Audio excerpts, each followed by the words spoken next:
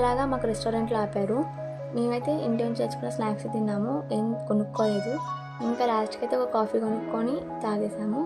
మేమైతే దిగే stop almost వచ్చేసింది. వెయిట్ చేస్తున్నాం అన్నమాట స్టాప్ కోసము. ఇంకా దిగేసాము. మా పిన్ని వాళ్ళు కూడా వచ్చేస్తున్నారు అనమాట. ఆల్రెడీ వాళ్ళు రెడీగా ఉన్నారు రావడానికి. మా పిన్ని వాళ్ళు కూడా వచ్చేసారు.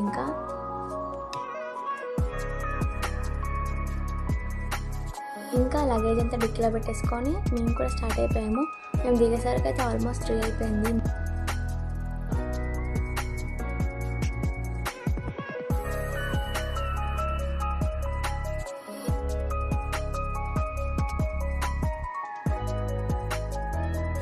మేము ముగ్గురమే ట్రావెల్ చేయడం ఫస్ట్ టైము, అది కూడా పేరెంట్స్ లేకుండా. ఇంకా ఏసీ బస్సులో రావడం కూడా ఫస్ట్ టైము. చాలా టైమ్స్ బెంగళూరుకి వచ్చాం కానీ ఎప్పుడు వచ్చినా ట్రైన్లోనే వస్తాము.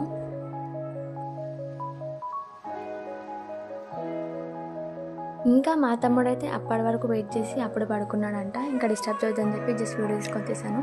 అయినా కానీ మా సౌండ్ ఇది మాత్రం చేసాడాడు, లేచి హాయ్ చెప్తున్నాడు అందరికీ.